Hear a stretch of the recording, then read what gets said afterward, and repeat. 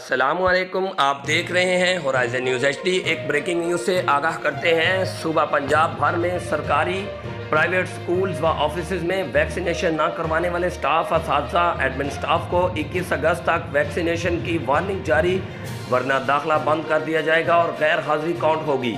एक बार फिर से बताते जाएं, पंजाब भर में सरकारी प्राइवेट स्कूल्स व ऑफिसेज में वैक्सीनेशन ना करवाने वाले स्टाफ, اساتذہ, एडमिन स्टाफ को 21 अगस्त तक वैक्सीनेशन की वार्निंग जारी, वगरना दाखिला बंद कर दिया जाएगा और गैर हाजिरी काउंट होगी।